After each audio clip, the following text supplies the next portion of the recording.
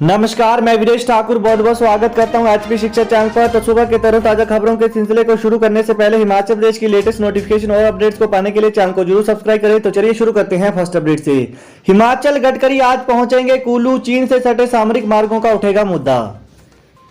केंद्रीय भूतल एवं परिवहन मंत्री नितिन गडकरी से चीन से सटे सामरिक मार्गों का मुद्दा उठाने की तैयारी है। जनजातीय विकास मंत्री डॉक्टर रामलाल मारकंडा सीमावर्ती लाहौल स्पीति क्षेत्र की 2 सड़कों सुमदो ग्रांफू और तांदी संसाली नाला को स्थायी रूप से सीमा सड़क संगठन को सौंपने का मामला उठाएंगे। वर्ष 1979 और 2012 से ये सड़कें कभी लोक निर्माण विभाग तो कभी बीआरओ के पास आती जाती रही हैं। दोनों सड़कों की हालत दयनीय है, लिहाजा इन्हें बीआरओ को सौंपने की बात की जाएगी। बिलासपुर एम्स में 1 जुलाई से शुरू होंगी एमबीबीएस की ऑफलाइन कक्षाएं। कोठीपुरा एम्स में 1 जुलाई से एमबीबीएस कोर्स के प्रथम वर्ष की प्रशिक्षुओं की ऑफलाइन कक्षाएं शुरू हो जाएंगी। प्रशिक्षुओं को गर्मियों की छुट्टियों के बाद 25 जून को एम्स परिसर में रिपोर्ट करने के आदेश जारी किए गए हैं। एम्स के अकादमिक डीन प्रोफेसर संजय विक्रांत की ओर से जारी पत्र में कहा गया कि प्रशिक्षुओं को कोरोना की नेगेटिव आरटीपीसीआर रिपोर्ट लाना अनिवार्य होगा। हिमाचल में बड़ा प्रशासनिक फेरबदल, 8 जिलों के उपायुक्तों समेत 43 अधिकारियों का तबादला। हिमाचल प्रदेश सरकार ने मंगलवार को हुई मंत्रिमंडल की बैठक के बाद देर रात सूबे में बड़ा प्रशासनिक फेरबदल कर दिया। 8 जिलों के उपायुक्तों, डीसी समेत 43 आईएएस और एचएएस अधिकारियों के तबादलों के आदेश जारी किए गए। एमडी एनएचएम रहे डॉक्टर निपुण जिंदल को सूबे के सबसे बड़े जिले कांगड़ा का उपायुक्त बनाया गया है। उपायुक्त राकेश कुमार प्रजापति को निदेशक उद्योग के साथ एमडी राज्य औद्योगिक विकास निगम लगाया गया है। हिमाचल में 6 कोरोना संक्रमितों की मौत, 195 नए पॉजिटिव, 11 जिलों में 500 से कम सक्रिय केस। हिमाचल प्रदेश में मंगलवार को 6 और कोरोना पॉजिटिव मरीजों की मौत हो गई। शिमला जिले में 2 जबकि सिरमौर, कांगड़ा, ऊना और मंडी में एक संक्रमित ने दम तोड़ा। उधर प्रदेश में 195 नए कोरोना पॉजिटिव मामले सामने आए हैं। शिमला जिले में 30, मंडी में 28, चंबा में 21, कांगड़ा में 19, कुल्लू में 18, बिलासपुर में 16, सिरमौर में 18, ऊना में 15, हमीरपुर में 11, सोलन में 13 और लाहौल स्पीति में 6 नए मामले सामने आए हैं। इसके अलावा बात करें तो बीते 24 घंटों के दौरान प्रदेश में 314 मरीजों ने कोरोना को मात दी। इसके अलावा बात करें तो सक्रिय कोरोना मामले घटकर 2276 रह गए हैं। और इसके अलावा हम बात करें तो 24 घंटों के दौरान कोरोना की जांच के लिए 18,392 लोगों के सैंपल लिए गए। किन्नौर नमग्या में महिला की हत्या, देवर और जीजा गिरफ्तार। हिमाचल प्रदेश के किन्नौर जिले की पुलिस थाना पूह के तहत नमग्या गांव में महिला की हत्या का मामला सामने आया है। नेपाली मूल की इस महिला की हत्या के मामले में पुलिस ने देवर और जीजा को गिरफ्तार कर लिया है। पुलिस ने हत्या का मुकदमा दर्ज कर छानबीन शुरू कर दी है। बताया जा रहा है कि किसी बात को लेकर दोनों पक्षों में झगड़ा हो गया, जिसमें दोनों ने महिला की पीटकर हत्या कर दी। मृतक महिला की पहचान थागी तापा पुत्री नेने राणा निवासी गांव ठीगा, तहसील खलंगा, जिला झाजरकोट, नेपाल के रूप में हुई है और महिला की उम्र 38 वर्षीय बताई जा रही है।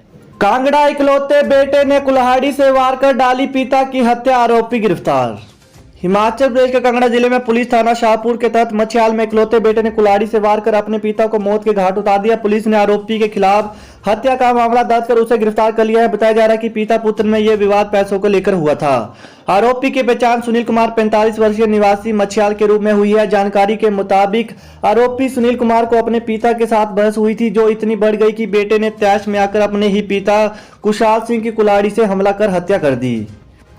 शिमला डोडरा क्वार में पुलिया टूटने से 36 भेड़ बकरियां बही। हिमाचल प्रदेश के शिमला जिले के दुर्गम क्षेत्र डोडरा क्वार की क्वार पंचायत में खड्ड पर बने कच्चे पुल के टूटने से गांव के 36 भेड़ बकरी नदी में बह गई। हादसे में भेड़ पालक बाल बाल बच गए। भेड़ पालकों की ओर से प्रशासन को दी गई सूचना में बताया गया कि खड्ड में बारिश के बाद पानी का बहाव काफी तेज था। पुल टूटने के बाद 36 भेड़ बकरियां एक साथ पानी की तेज बहाव में गिर गई। एचपीयू शिमला 24 जुलाई तक दिया विद्यार्थियों को फीस जमा करवाने का समय। हिमाचल प्रदेश विश्वविद्यालय परिसर में चल रहे पूर्व परीक्षा प्रशिक्षण केंद्र में यूपीएससी के लिए नए चुने गए बैच के लिए ऑनलाइन कक्षाएं शुरू कर दी गई हैं। अप्रैल माह कोचिंग के नए बैच के लिए प्रवेश परीक्षा के परिणाम के बाद चयनित अभ्यर्थियों को 24 जुलाई तक तय फीस जमा करवाने का समय दिया गया है। इसके साथ ही इन अभ्यर्थियों के लिए ऑनलाइन कोचिंग कक्षाएं शुरू कर दी गई हैं। इसमें दिल्ली की यूपीएससी परीक्षा की कोचिंग करवाने वाली संकल्प संस्था के अनुभवी शिक्षक कोचिंग दे रहे हैं। 1026 किलोमीटर लंबे लेह दिल्ली रूट पर 1 जुलाई से दौड़ेगी एचआरटीसी की बस। बाहरी राज्यों के लिए 50 फीसदी सवारियों के साथ बस चलाने की अनुमति के बाद लेह दिल्ली के लिए बस सेवा शुरू होगी। हिमाचल पथ परिवहन निगम की किलांग डिपो की ओर से देश के सबसे लंबे 1026 किलोमीटर लेह दिल्ली रूट पर 1 जुलाई से ही बस आरंभ सेवा की जाएगी। 8 लाख छात्रों को मिलेगी वर्दी। शिक्षा विभाग ने सितंबर अक्टूबर तक का रखा टारगेट। सरकारी स्कूलों के 8 लाख छात्रों को सितंबर में इस साल की निःशुल्क वर्दी मिलेगी। शिक्षा विभाग ने वर्ष 2021-22 व 22-23 के लिए 2 साल का टेंडर वर्दी करने की प्रक्रिया शुरू कर दी है। इस बार भी सिविल सप्लाई के माध्यम से ही लाखों छात्रों को निःशुल्क वर्दी शिक्षा विभाग मुहैया करवाएगा। जानकारी के अनुसार 1 हफ्ते के बाद वर्दी को लेकर टेंडर प्रक्रिया भी आरंभ कर दी जाएगी। कुल्लू में 1 किलो 323 ग्राम चरस संग दबोचा तस्कर। तीचीनाला में गश्त के दौरान पुलिस को मिली सफलता। जिला कुल्लू के भुंतर पुलिस ने चर्च के साथ एक व्यक्ति को गिरफ्तार किया है। पुलिस ने एनडीपीएस एक्ट के तहत मामला दर्ज कर कार्रवाई शुरू कर दी है। एसपी कुल्लू गौरव सिंह ने बताया कि पुलिस ने 1 किलो 323 ग्राम चर्च के साथ एक व्यक्ति को गिरफ्तार किया है। दफ्तर आएंगे सभी कर्मी, डॉक्टरों का स्टाइपेंड बढ़ा, अंशकालिक जलवाहकों को मिला तोहफा। हिमाचल प्रदेश में 1 जुलाई से सभी कर्मचारी कार्यालय आएंगे। मंगलवार को कैबिनेट बैठक में फैसला लिया गया कि सभी सरकारी कार्यालय 1 जुलाई से 100% क्षमता के साथ कार्य करना आरंभ करेंगे। कैबिनेट ने सोलन जिला के बद्दी में राज्य सतर्कता एवं भ्रष्टाचार निरोधी ब्यूरो का नया पुलिस थाना स्थापित करने व इसमें विभिन्न श्रेणियों के 14 पद को सृजित कर उन्हें भरने की मंजूरी प्रदान की। कैबिनेट ने अभियोजन विभाग में सीधी भर्ती द्वारा अनुबंध आधार पर सहायक जिला न्यायवादी के 25 पद भरने को स्वीकृति प्रदान की। इसके अलावा बात करें तो बैठक में जिला किन्नौर के कल्पा में नए खोले गए उप कारागार के लिए विभिन्न श्रेणियों के 30 पद सृजित कर भरने को स्वीकृति प्रदान की। सोलन जिले के धून विधानसभा क्षेत्र के तहत बद्दी में जल शक्ति विभाग के नए मंडल के अलावा साई में नया जल शक्ति अनुभाग खोलने अनुमति प्रदान की।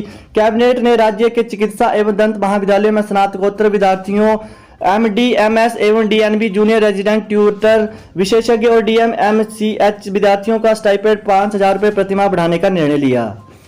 इसके अलावा बात करें तो शिक्षा विभाग के अंशकालिक जलवाहकों के मानदेय को 1 अप्रैल 2021 से 300 रुपये प्रतिमाह बढ़ाने का निर्णय लिया। इस निर्णय से विभाग के लगभग 1,252 अंशकालिक जलवाहक लाभान्वित होंगे। हिमाचल 1 जुलाई से अंतर्राज्यीय रूटों पर चलेंगी बसें, ई पास की अनिवार्यता खत्म, रात 8 बजे तक खुलेंगी दुकानें।